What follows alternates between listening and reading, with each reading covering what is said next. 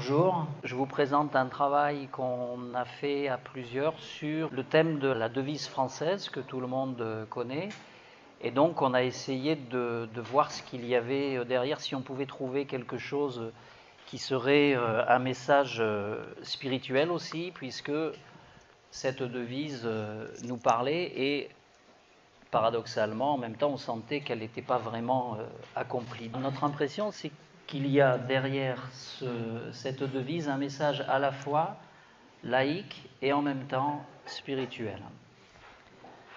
Et donc, c'est aussi une affaire de conscience, d'où le deuxième sous-titre pour l'émergence de conscience libre, éclairée et fraternelle. Alors, pour commencer, donc, dans l'histoire, la devise, elle est apparue, enfin les mots sont apparus sans être tout à fait officiels en 1789, au moment de la Révolution.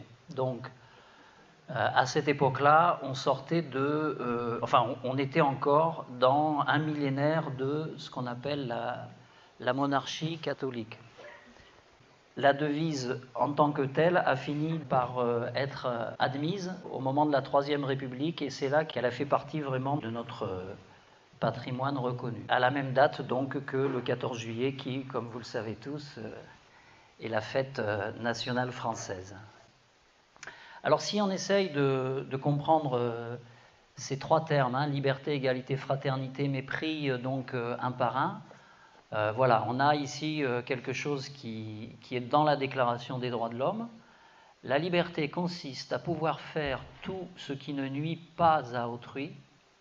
Ainsi, l'exercice des droits naturels de chaque homme n'a de borne que celle qui assure aux autres membres de la société la jouissance de ces mêmes droits. Ces bornes ne peuvent être déterminées que par la loi.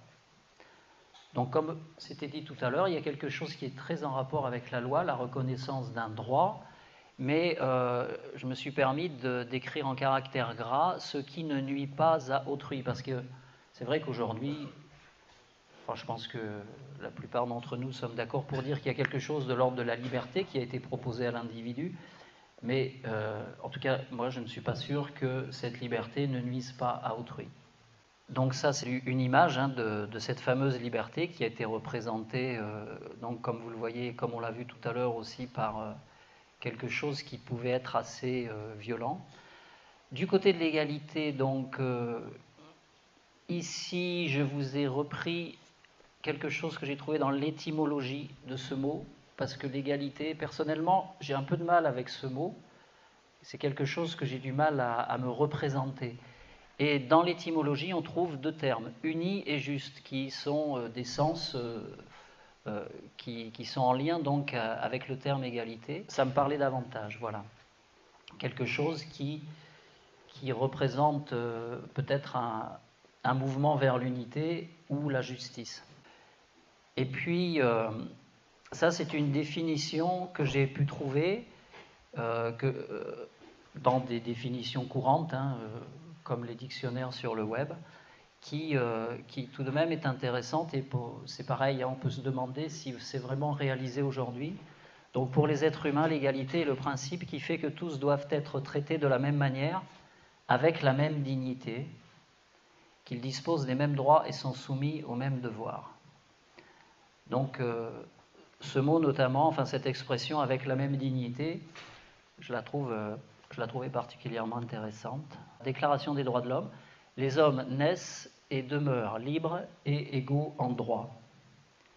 Les distinctions sociales ne peuvent être fondées que sur l'utilité commune. À cette époque-là, c'était une véritable révolution, puisque à la naissance, on était très déterminé socialement, comme vous le savez ou vous vous en souvenez peut-être, puisque si on naissait paysan, on avait de grandes chances de le rester toute sa vie, par exemple. Et la fraternité, donc, qui a été définie dans une des déclarations des droits et des devoirs de l'homme, mais qui n'est pas restée, que nous n'avons pas gardée dans la Constitution, et qui dit « Ne faites pas à autrui ce que vous ne voudriez pas qu'on vous fît, faites constamment aux autres le bien que vous voudriez en recevoir. » Alors là, effectivement, comme c'était remarqué tout à l'heure, on sent bien qu'avec la fraternité, on bascule sur quelque chose d'autre qui sollicite de la part de l'humain peut-être quelque chose de différent de ce que l'on évoque avec la liberté ou l'égalité. Voilà, donc Mona Ozouf, qui est une historienne, le dit elle aussi, hein. Autant la liberté et l'égalité peuvent être perçues comme des droits, autant la fraternité est une obligation de chacun vis-à-vis d'autrui, c'est donc un mot d'ordre moral. Et c'est aussi pour ça que ce mot est apparu en dernier, c'est-à-dire que ces trois mots ne sont pas apparus en même temps. Le premier, ça a été la liberté, rapidement l'égalité est venue, le mot de la fraternité a été ajouté un peu plus tard. Et ça posait aussi des problèmes par rapport à la distinction avec les mouvements, les autorités religieuses. Parce que l'Église catholique, par exemple, enfin des représentants de l'Église catholique se sont retrouvés à travers le mot de fraternité beaucoup plus facilement qu'à travers celui de liberté ou d'égalité. Mais comme la révolution, le mouvement révolutionnaire tendait à séparer justement l'emprise de la religion sur les affaires sociales, donc voilà, ils ont eu quelques hésitations avant d'accepter ce mot dans la devise. Alors il y a aussi la devise complétée par ce mot ou la mort, hein, donc que certains d'entre vous connaissent peut-être, et qui donc a marqué aussi cette époque-là, puisque ça a été à un moment donné, est-ce que nous sommes prêts à mourir pour la liberté, pour défendre nos droits? Voilà, donc sur la fraternité encore, un sens donné par le dictionnaire, l'amour universel qui unit tous les membres de la famille humaine, et donc devise de la France républicaine. Alors je trouvais intéressant de voir que dans fraternité, il y a ce mot frater, qui peut être entendu comme frère dans une cellule familiale, mais aussi frère ou sœur de la grande famille humaine. Voilà, c'est troisième sens, c'est-à-dire au niveau étymologique, donc il y a toute une déclinaison de sens possibles. Voilà, alors ça c'est une citation de Mirabeau. La liberté générale bannira du monde entier les absurdes oppressions qui accablent les hommes et fera renaître une fraternité universelle, sans laquelle tous les avantages publics et individuels sont si douteux et si précaires. Y sommes-nous arrivés? Je ne crois pas encore, mais bon, il y avait quand même ce désir. Voilà, et donc encore une remarque sur la difficulté d'intégrer la troisième partie de la devise, donc qui est effectivement le plus délicat. Et donc là, c'est une autre citation d'un historien. Alors, on arrive à la deuxième partie. Une approche ternaire pour l'homme triple. Qu'est-ce que c'est? Donc là, on va faire un détour avec un homme du XXe siècle que certains connaissent peut-être, Rudolf Steiner, qui a apporté un éclairage important sur la compréhension de la devise. Il parle de 3 mots guides pour les siècles à venir.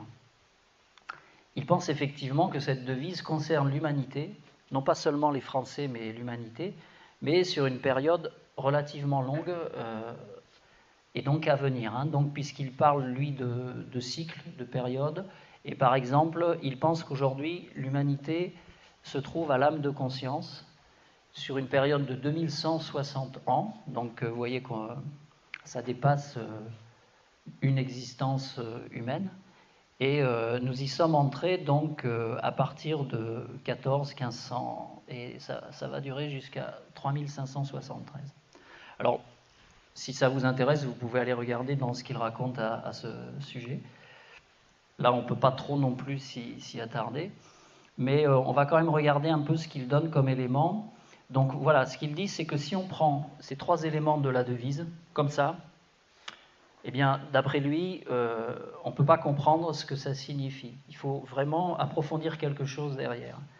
Et il en tient pour preuve qu'effectivement, tout le monde s'accordera pour dire qu'aujourd'hui, la liberté, l'égalité et la fraternité, ça nous touche peut-être, certainement, et même au-delà de la France. Il y a beaucoup de personnes au-delà de la France qui sont touchées par cette devise, mais est-ce qu'elle est réalisée? Est-ce qu'elle est devenue une pratique quotidienne, si on rejoint le thème de ce week-end?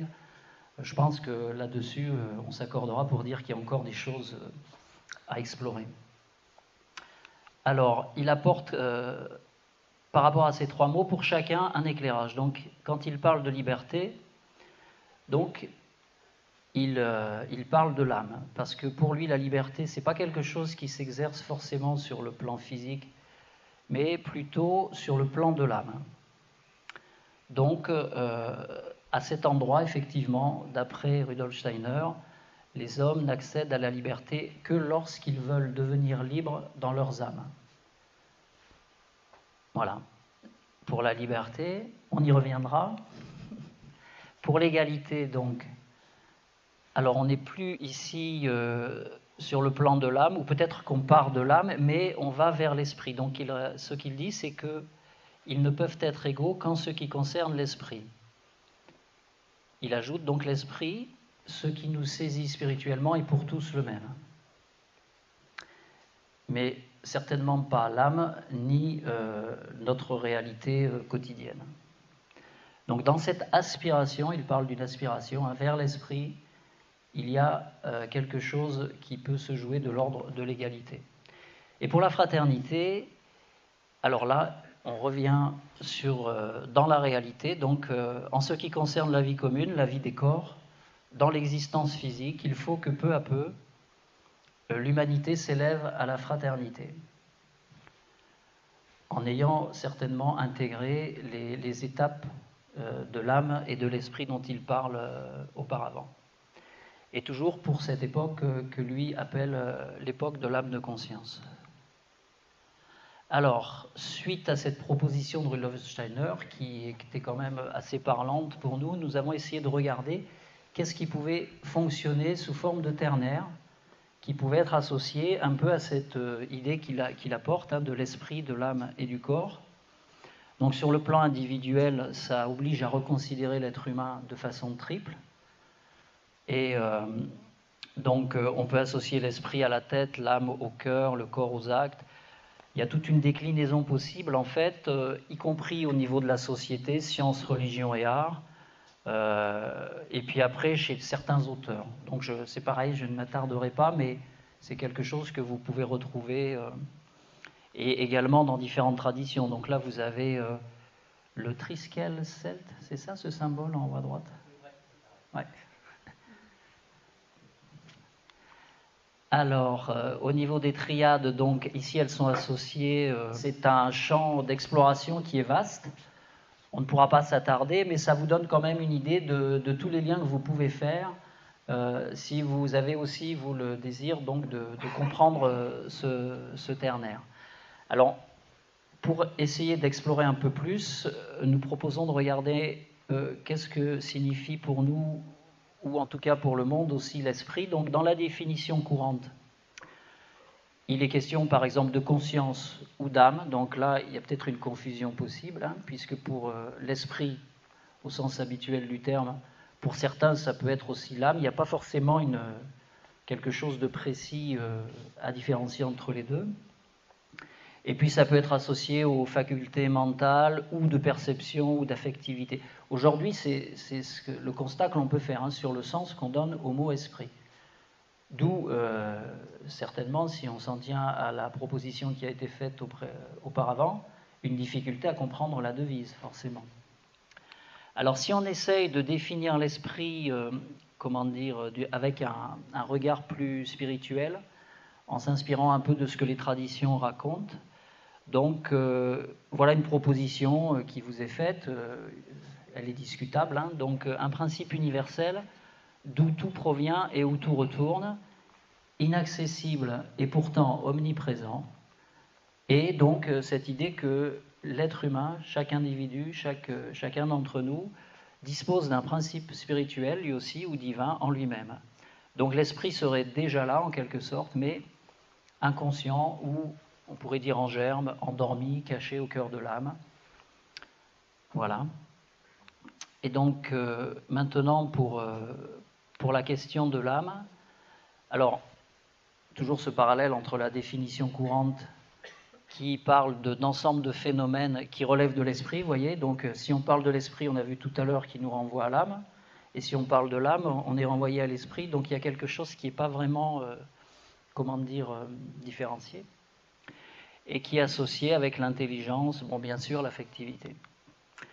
Et plus simplement, donc, ce qu'on pourrait dire avec un regard plus oui, spirituel, on peut dire ça. Donc c'est un principe animateur. Ça c'est important, cette expression, il me semble. En tout cas, moi, ça me permet de mieux comprendre le sens du mot âme. Âme, vous savez que ça vient du mot anima, donc quelque chose qui anime. Donc c'est la question de qu'est-ce qui m'anime? Qu'est-ce que c'est que le principe animateur en moi? Et donc avec l'idée que ce principe animateur, pour être animateur, il faut qu'il s'inspire de quelque chose qui serait justement l'esprit. Mais chez l'être humain, il y a deux possibilités, si on schématise un petit peu. Donc c'est la possibilité d'être effectivement, au niveau de notre âme, relié à l'esprit universel, ou alors ça peut être aussi relié à ce qu'on pourrait appeler la conscience moi limitée. Est-ce que vous voyez ce que j'entends par conscience moi limitée? Ça vous dit quelque chose? Non? Oui? Je sais pas, on appelle ça aussi l'ego, je sais pas, l'égocentrisme, enfin je sais pas, hein, y a plusieurs termes, donc moi j'ose pas en parler parce que en général c'est des sujets qui fâchent, surtout entre égaux, mais est-ce que vous voyez quand même à peu près de quoi je parle? On est tous égaux. On est tous égaux, ben voilà, oui d'accord, le problème est résolu. Bon, c'est l'idée que quand même chaque être humain, au jour d'aujourd'hui, malgré toute sa bonne volonté et ses bonnes intentions, souvent se cogne aux autres, pas forcément de façon très amicale, ou à lui-même. Donc ça proviendrait peut-être d'un principe, en quelque sorte, qui serait limité, qui quelque part serait séparé du tout, pour essayer d'en donner une définition. Alors le corps maintenant, donc le corps, donc ça peut être ce qu'on appelle le corps physique. Donc là, je pense qu'aujourd'hui tout le monde est d'accord sur cette acceptation, enfin sur cette définition. Et puis on peut parler aussi de ce qu'on appelle la personnalité, qui donc peut être présentée comme quadruple avec ce qu'on appelle les corps physiques, le corps vital, le corps du désir et le corps mental, qui s'appelle parfois comme le corps vital ou corps éthérique, corps du désir ou corps astral et corps mental. Après, on rentre plus au niveau de Manas, Buddhi, Atma. Enfin bon, il y a plusieurs. Ça aussi, hein, c'est tout un domaine à explorer. Mais en tout cas, c'est simplement pour dire peut-être que la dimension physique ne s'arrête pas au physique extérieur et qu'en fait partie, donc, par exemple, nos pensées ou nos sentiments, nos émotions ont quelque chose qui sont rattachés à cet ordre-là. Voilà. Alors, donc, une fois qu'on a compris, qu'on a vu tout ça, et qu'on voit qu'on est doté de merveilleux pouvoirs et de merveilleuses possibilités, donc la question c'est, est-ce que cette devise va nous aider à nous comprendre? Parce que très souvent, on ne se comprend pas. Et pourquoi on ne se comprend pas? Eh bien, c'est parce que très souvent, entre ces différents niveaux de pouvoir et de potentiel, en fait, il n'y a pas de lien suffisamment harmonieux. Et donc là, par exemple, il est écrit donc qu'il y a souvent, très souvent, une différence entre ce qu'on pense et ce que l'on fait, ou alors entre ce que l'on imagine et ce que l'on fait, ou ce que l'on dit et ce que l'on fait, ce que l'on projette, ce que l'on fait. Il y a toujours ce rapport avec ce que l'on fait qui, à un moment donné, justement, à travers le quotidien, nous montre que ce qu'on avait pensé, imaginé ou voulu ne correspond pas tout à fait à ce qu'on rencontre. Et donc, ça vient certainement aussi de quelque chose au niveau de notre ternaire qui n'est pas suffisamment harmonieux. Il y a cette idée. Hein, voilà. Alors, dans le monde, aujourd'hui, il y a pas mal de choses ou d'outils qui sont proposés hein, pour aider les personnes à se réharmoniser en quelque sorte ou à mieux s'entendre entre elles. On arrive comme ça à la troisième partie. Donc, ce que nous avons pensé, c'est qu'à un moment donné, il fallait aborder la question d'un processus, d'un cheminement qui peut-être nous permettrait de mettre en lien ces différents aspects qu'on a vus, autant sur le plan individuel, corps, âme, esprit, que des intentions qui sont portées, qui peuvent être portées au niveau collectif, social et de l'humanité, donc de cette liberté, de l'égalité et de la fraternité. Alors, assez schématiquement, donc le processus qui vous est proposé, c'est en 3 phases. Une qu'on rattacherait peut-être à la liberté, qui serait en phase 1, une étape de connexion. Donc on établit un contact avec quelque chose qui va peut-être permettre l'émergence du choix, justement, dont il était question tout à l'heure. Cette liberté, elle réside certainement en ce qui a été dit, donc de cette possibilité qu'on a de choisir au niveau de notre principe animateur, si on entend l'âme comme un principe animateur. Voilà.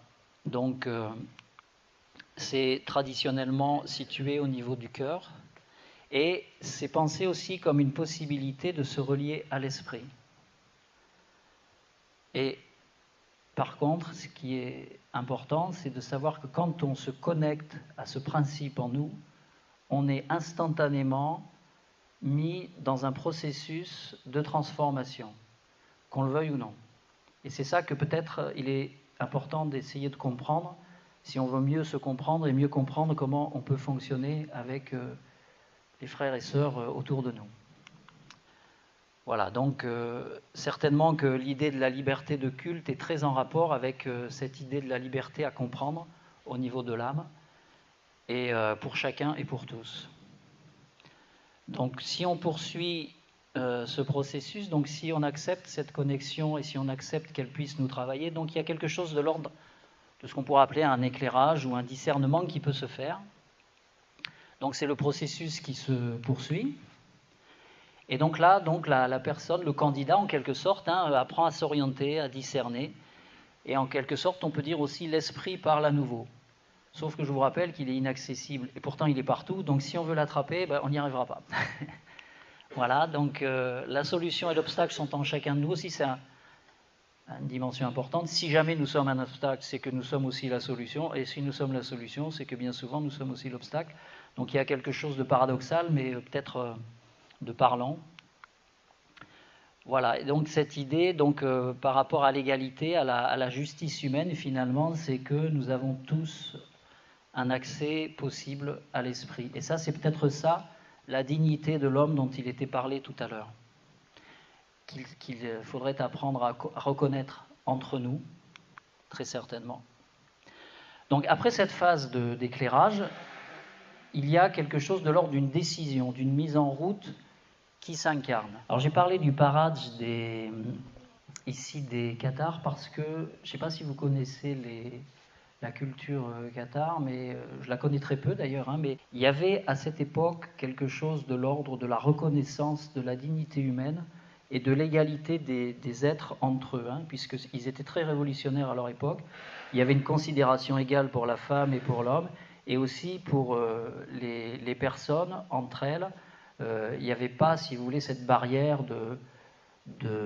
comment on appelle, de l'origine par la naissance. C'est-à-dire que quelqu'un de tout à fait, je ne sais pas, un paysan pouvait tout à fait accéder à devenir un troubadour, par exemple. Alors que dans la société classique, ce n'était pas pensable. Alors, la fraternité, donc, voilà. Donc, si cette décision est prise, cette décision donc de poursuivre ce cheminement, qui est une décision qui est à la fois très intime et qui en même temps, paradoxalement, concerne finalement le plan physique. Parce que quand on effectue ce travail intérieur, en fait, il y a quelque chose qui va se mettre à travailler autour de nous. Donc c'est quelque chose de très concret, de très pratique, sauf que ce qui est compliqué pour la partie égo, dont je parlais tout à l'heure, c'est que ça lui demande de voir les choses complètement différemment de ce qu'elle pouvait imaginer auparavant. Voilà, puisque ce travail, en fait, va effacer, va dissoudre ce qu'on appelle par exemple le karma, ou peut-être les mémoires négatives. Enfin, il y a toutes sortes de termes possibles, mais en tout cas, ce qui quelque part nous empêche, ou tout ce que l'on peut reconnaître comme ce qui cristallise ou ce qui crée aussi le conflit. Enfin, il y a toutes sortes de façons de nommer ces difficultés que nous pouvons rencontrer. Voilà, donc ça suppose effectivement quand même un travail, et qui fait passer par ce qu'on appelle l'amour fraternel et l'amour, donc quelque chose qui va pouvoir rayonner autour de nous si on accepte de se mettre au service du travail, on pourrait dire pour la lumière, pour l'esprit finalement qui s'est connecté avec nous et qui va pouvoir nous guider. Donc c'est comme si on changeait de guide. Voilà, donc pour résumer un peu tout ça, au niveau du processus, je vous propose cette phrase de Comenius qui paraît très simple. C'est en faisant qu'on apprend à faire. Quoi que l'on veuille faire, finalement, c'est en le faisant qu'on apprend à le faire. C'est-à-dire que si on le fait et qu'en le faisant on apprend à le faire, ça veut dire qu'on ne sait pas le faire. Et que pour apprendre à le faire, il faut le faire. Donc c'est très, très étonnant et on peut le conjuguer d'une autre façon en disant, par exemple, c'est en libérant qu'on apprend à libérer. Alors ça peut avoir un côté frustrant parce que quand on le fait, certainement qu'on va apprendre. Donc effectivement, alors j'ose plus parler d'échec ou d'erreur, mais disons qu'il peut y avoir des difficultés à mettre en place ce qu'on a pensé qu'il fallait faire. Voilà. Et donc on peut le conjuguer vraiment de plein de façons. Hein. Donc c'est en cheminant aussi donc qu'on apprend à cheminer.